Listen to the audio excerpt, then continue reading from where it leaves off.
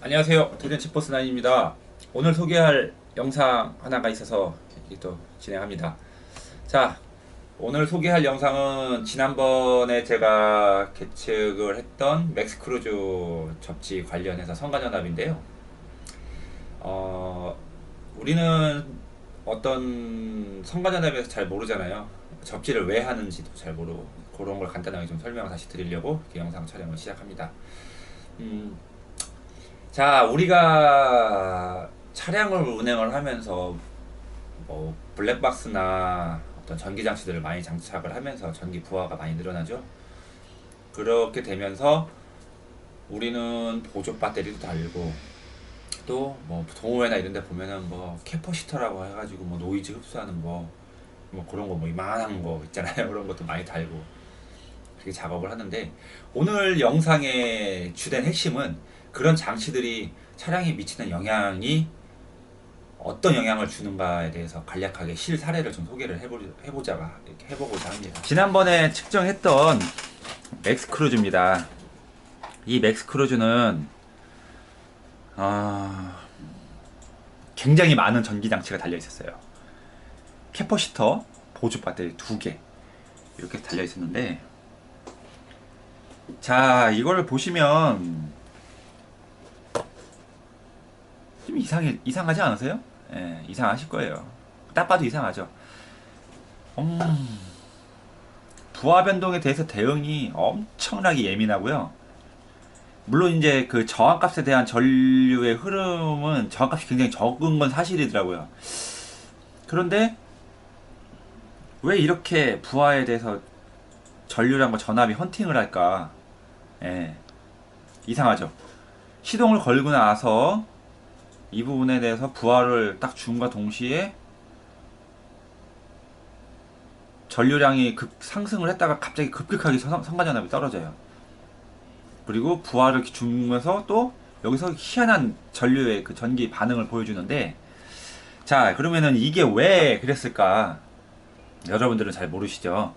그러면은 간략하게 접지 후의 데이터를 좀 다시 볼게요. 자, 접지 후입니다. 접지 전보다의 저항값은 오히려 조금 증가한 부분이 보여요. 하지만 선간여담에 대한 부분과 부하에 대한 반응은 굉장히 더 좋아졌습니다. 하지만 여전히 문제점이 하나가 뭐냐면은 시동을 걸고 나서 부하를 1차적으로 주었을 때의 전압 강화 부분과 그 다음에 마지막으로 부하가 굉장히 크게 많이 증가를 했을 때 이 부분의 전류 흐름의 변화가 굉장히 높게 일어난다는 거죠. 자, 이런 두 가지의 실사례 작업 전후를 지금 잠깐 보여드렸는데요. 자, 이게 그럼 뭐를 의미하는지 제가 이제부터 설명을 드릴게요. 요 데이터도 잘 보시고,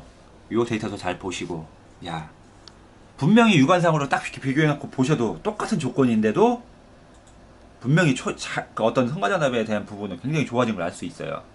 자, 그리고 요 데이터를 봤을 때, 우리는 접지의 효율이 낮다라고 보기는 상당히 어려운 데이터를 확인할 수 있습니다.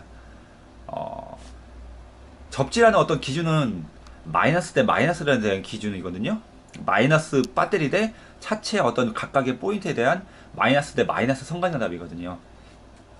그거를 기준으로 봤을 때 접지의 효율은 전혀 문제가 없어요. 접지가 떴다 이런 얘기를 할 수 있는 건 전혀 근거가 없는, 그런 상황입니다. 하지만 분명히 정상적인 이런 데이터를 이 차량에서 확인할 수 있었느냐. 여기서 제가 처음에 이 영상을 찍기 시작할 때 말씀드렸던 내용이 있죠. 어떤 불가피한 전기 장치들이 영향을 준. 쉽게 말씀드리면 이 차는 제가 눈치는 챘어요. 아, 이 차가 어떤 캐퍼시터나 보조 배터리나 이런 것들이 지금 영향을 상당히 많이 주고 있구나. 근데 그걸 어디서 확인할 수 있냐면은 진단기상에서 이제 서비스 데이터를 보고선 아, 이 차가 지금 제어가 정상적으로 이루어지지 않고 있구나는 걸 최종적으로 확인할 수 있었습니다. 자, 이 차에 장착되어 있던 걸 보면은요, 기본적으로 메인 배터리는 인산철 배터리 70만원 주고 장착을 하셨다고 하시더라고요. 그리고 캐퍼시터 500페라짜리가 굉장히 많이 장착되어 있는 어떤 그런 것들이 뭉치가 달려 있었고, 그 다음에 우리가 보조 배터리에서 요 네모나 가지고 플러스 마이너스 무는 거 요만한 게 배터리 위에 올려놓은 거 있거든요. 보조 배터리. 그거에다가 또 저기 진짜 맨 3열 그 밑에 또 보조 배터리가 또 하나가 장착이 돼 있었다고 하더라고요. 이거를 보고서 제가 야 이거 큰일 났구나 이런 생각을 할 수밖에 없었던 게, 이 차량은 맥스 크루즈는 배터리 센서가 달려있는 타입입니다. 배터리 센서가 링통신으로 어떤 기준 저항에 의해서 얘 저항값을 감지를 해요. 그러니까 I는 R분의 V, R은 I분의 V라는 공식에 의거해서 전압과 전류의 흐름을 이 배터리 센서가 감지를 합니다. 그래서 그걸 저항으로 바꾸는 거죠. 그러니까 쉽게 말하면은 배터리 안에 있는 충전된 전류량을 보고 이 전류량을 이 배터리 메인 센서의 기준 저항을 비교를 해가지고 어느 정도 수치가 되면 발전을 제어를 하고 발전량을 늘리고, 또 충전이 완충이 되면 이 기준 저항이 감지를 해서 발전기의 발전을 줄이고, 이렇게 하는 방식으로 림통신 제어를 하고 있는데, 문제는 서비스 회사상에서는 이미 컴퓨터는 이 배터리가 노후화로 인해서 불량이라고 판정을 하고 있더라는 거죠. 그리고 보조 배터리 세팅도 조금 잘못됐었습니다.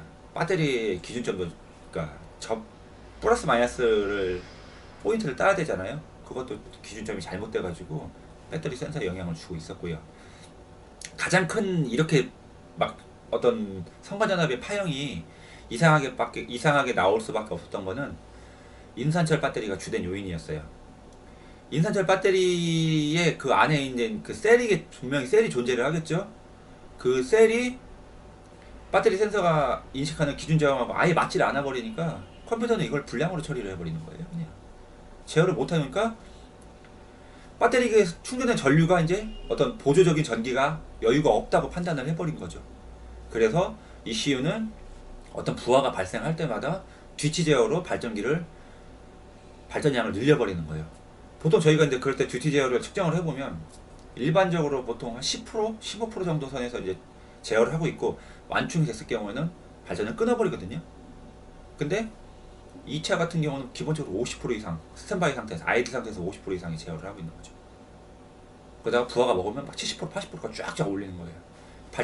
전류량을 엄청나게 늘려버리는 그런 상황이 발생을 했다는 거죠. 그렇기 때문에 배터리는 거의 무용지물이 된 거예요. 네, 무용지물이 돼버려가지고 실질적으로 접지에 대한 효율도 그러니까 접지에 대한 측정도 희한하게 나오는 거죠. 왜? 우리가 배터리 마이너스가 차체에 물려 있잖아요. 그 기준하고는 안 맞아버리는 거죠. 그러면은 이 차체는 배터리의 마이너스의 다른 기준점, 원초적인 기준점을 또 찾아가지고 그 제어를 하겠죠.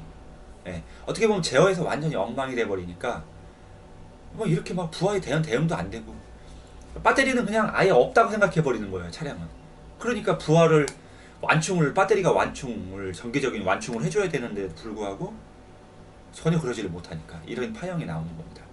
이렇게 파형이 나왔을 때 어떤 증상이 있냐, 실제로 우리가 체감을 할 수가 있는데요.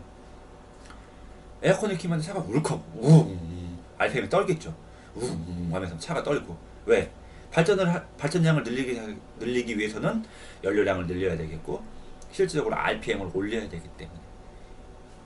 하지만 접지가 정상적으로 돼 있고 배터리 센서의 링통신이 정상적으로, 모든 로직이 정상적으로 제어되는 상황이라고 한다면 거의 성과전압에 대한 부하 변동에 대한 그런 어떤 반응이 거의 우리가 느낄 수가 없는 그런 상황일 텐데, 이 차는 그렇지를 못했다는 겁니다.